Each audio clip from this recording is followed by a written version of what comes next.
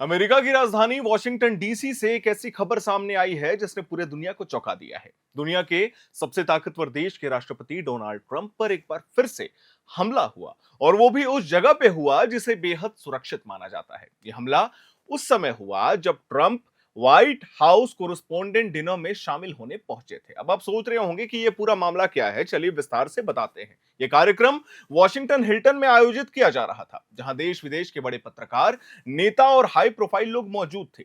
सब कुछ सामान्य चल रहा था, लोग डिनर कर रहे थे, भाषण चल रहे थे। तभी अचानक रात करीब 8:45 पे लगातार तेज आवाजें सुनाई दी। पहले लोगों को लगा कि शायद कोई सामान गिरा है, लेकिन कुछ ही सेकंड्स में यह साफ हो गया कि यह गोलियों की आवाज है।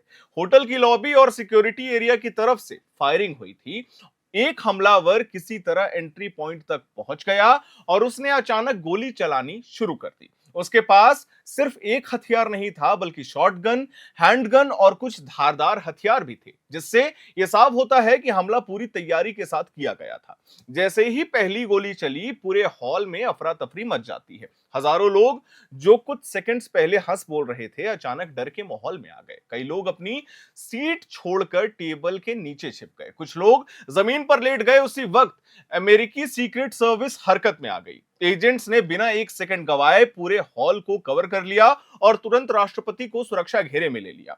डोनाल्ड ट्रंप को कुछ ही सेकंड्स में सुरक्षित स्थान पर ले जाया गया। यह पूरी कार्रवाई इतनी तेज थी कि हमलावर को अपनी मकसद तक पहुंचने का मौका ही नहीं मिला। हालांकि अभी तक यह साफ नहीं हो पाया है कि उसका असली निशाना ट्रंप थे या नहीं थे, लेकिन जिस जगह और समय पर हमला हुआ उससे शक जरूर गहरा हो जाता है, क्योंकि वहां सबसे मुख्य मेहमान ट्रंप ही थे। इस बीच सुरक्षा बलों ने हमलावर को मौके पर ही पकड़ लिया। उसकी पहचान 31 साल के कोल एलन के रूप में हुई है, जो कैलिफोर्निया का रहने वाला बताया जा रहा है। शुरुआती जानकारी के मुताबिक वो अकेला ही इस हमले को अंजाम दे रहा था, लेकिन जांच एजेंसियां ये भी पता लगाने में जुटी हुई हैं कि कहीं इसके पीछे कोई बड़ा नेटवर्क तो नहीं है। इस हमले में सबसे राहत की बात यह रही कि राष्ट्रपति पूरी तरीके से सुरक्षित है, लोग ये बता रहे हैं, लेकिन सुरक्षा अधिकारी घायल हो गया है। एक बताया जा रहा है कि हमलावर की गोली उसे लगी थी, लेकिन उसने बुलेट प्रूफ जैकेट पहन रखी थी, जिसकी वजह से उसकी जान बच गई है। अगर ये सुरक्षा परत ना होती तो नुकसान कहीं ज्यादा बड़ा हो सकता था। घटना के तुरंत बाद पूरे होटल को लॉकडाउन कर दिया गया। किसी को अंदर बाहर जाने की अनुमति नहीं दी गई। हर कोने की जांच की गई और सभी मेहमानों को सुरक्षित बाहर निकाला गया। इस घटना के बाद व्हाइट हाउस कोरेस्पोंडेंट डिनर को तुरंत उसी वक्त रोक दिया गया था और बाद में इसे पूरी तरीके से रद्द कर दिया गया। यह कार्यक्रम अमेरिका में प्रेस और सरकार के रिश्ते का एक बड़ा प्रतीक माना जाता है, लेकिन इस बार यह पूरी तरीके से सुरक्षा संकट में बदल गया। अब सबसे बड़ा सवाल उठ रहा है कि आखिर इतनी बड़ी चूक कैसे हुई। जिस वॉशिंगटन हिल्टन में यह कार्यक्रम हो रहा था, वो आम लोगों के लिए भी खुला रहता है। यहां सुरक्षा व्यवस्था मुख्य रूप से बॉलरूम तक सीमित रहती है, जबकि लॉबी और एंट्री एरिया में उतनी सख्ती नहीं होती है। यही वजह मानी जा रही है कि हमलावर वहां तक पहुंचने में सफल रहा।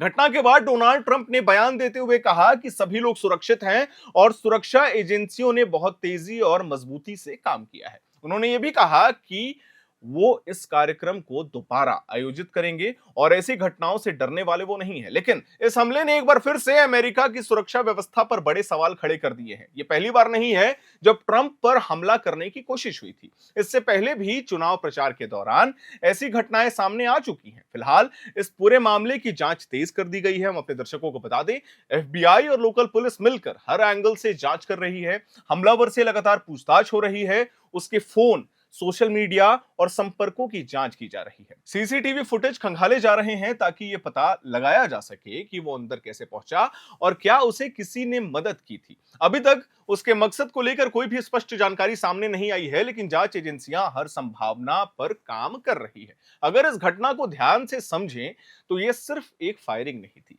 यह दुनिया के सबसे सुरक्षित माने जाने वाले सिस्टम में एक बड़ी दरार का संकेत है। कुछ सेकंड का फर्क होता तो यह घटना इतिहास का सबसे बड़ा राजनीतिक हमला बन सकती थी, लेकिन इस बार तेज प्रतिक्रिया, मजबूत सुरक्षा और थोड़ी किस्मत ने एक बड़ी त्रासदी को कहीं ना कहीं टाल दिया है। अब पूरी दुनिया की नजर इस जांच पर है, क्योंकि सवाल सिर्फ एक हमले का नहीं है, बल्कि अभी ट्रंप लाइमलाइट में चल रहे हैं। ईरान के साथ युद्ध चल रहा है, वार्ता होने की बातें चल रही हैं, फिर वो स्ट्रेट ऑफ हॉर्मोज पे नाकाबंदी कर देते हैं। पूरी दुनिया बटी हुई है ट्रंप के काम को लेकर के। एक वर्ग कहता है कि ये आदमी पता नहीं क्या कर रहा है, ये क्यों हमला कर रहा है, ये वॉर रोकने का नाम नहीं ले रहा। वही दूसरा वर्ग ये कहता है कि ट्रंप बहुत बोल्ड डिसीजंस ले रहे हैं, बहुत सारी चीजें कर रहे हैं। तो ये बात भी तो सच है कि उनके दुश्मन पूरे दुनिया में फैले हुए हैं, चाहे वो मिडिल ईस्ट हो, चाहे वो वेनेजुएला हो, चाहे वो ग्रीनलैंड हो, चाहे वो यूरोपियन कंट्रीज हो, चाहे वो एशियन कंट्रीज हो। कहीं ना कहीं मामला बड़ा होता जा रहा है, क्योंकि जिस तरीके से अभी मिडिल ईस्ट में आप सभी को पता होगा कि लगातार वार्ता होने की बात चल रही है ईरान से, लेकिन हो नहीं पा रही है, जिसके चलते बहुत सारी चीजें सामने निकल के आ रही है। खैर, अब आने वाले समय में इस मामले को लेकर के क्या कुछ अपडेट्स आता है, वो हमलावर कौन था, उसका बैकग्राउंड क्या था, ये स्टोरी भी हम जल्दी आपको एयर नाउ के माध्यम से देंगे। वीडियो को लाइक करें, शेयर करें, हमारे चैनल को सब्सक्राइब करें। कैमरे के पीछे मौजूद है मेरी सहयोगी सुमन, मेरा नाम है हर्षित और आप देख रहे हैं एयर नाउ।